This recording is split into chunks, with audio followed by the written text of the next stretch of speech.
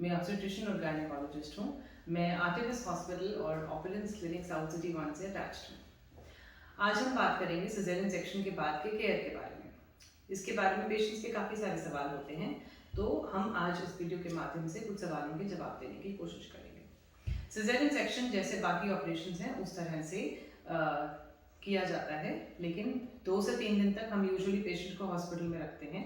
तो second day पे हम पेशेंट को खड़ा कर पाते हैं और उनको थोड़ा चलने के लिए बोलते हैं और अपने आप वॉशरूम जाने के लिए बोलते हैं।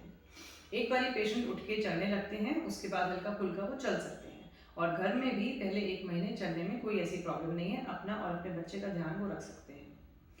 घर से बाहर भी जाने के लिए 2 से 3 हफ्ते के बाद दे कैन गो आउट, थोड़ी सैर कर सकते हैं, लेकिन हैवी एक्सरसाइज पहले 3 मंथ्स के लिए अवॉइड करनी चाहिए।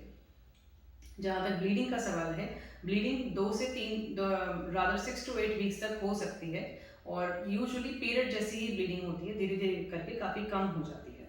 अगर किसी भी स्टेज पे ऐसा लगता है कि ब्लीडिंग ज़्यादा है तो पेशेंट्स हमारे पास आते हैं, फिर हम उनको मेडिसिन दे सकते हैं। एक और इम्पॉर्टेंट चीज़ है एब्डोमिनल बाइंडर।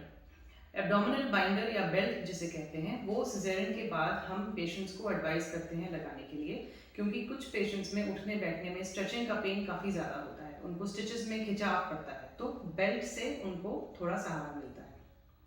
एक और बहुत इंपॉर्टेंट एस्पेक्ट है जो कि डिलीवरी के बाद या फिर सिजेरियन के बाद दोनों ही केसेस में है, that is breast feeding. Breast engorgement हो जाती है 3rd to 4th डे पे जब ज़्यादा मिल्क आना शुरू होता है, और अगर हम उसको प्रॉपरली पेशेंट को गाइड ना करें, अगर इसको ना निकाला जाए तो पेशेंट को ब्रेस्ट में इन्फेक्शन हो सकता है, जिसके आगे बहुत कॉम्प्लिकेशंस हो सकते हैं।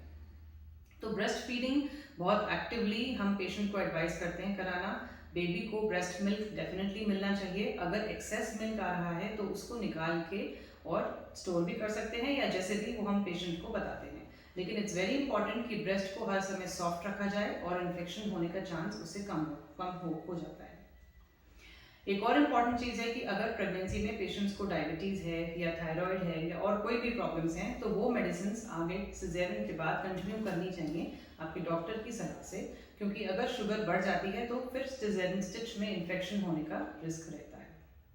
इसके अलावा कोई भी और सवाल हो तो आप हमसे पूछ सकते हैं। हमारे चैनल को सब्सक्राइब कीजिए और नीचे दिए गए नंबर पे आप हमसे बात कर सकते हैं। Thank you.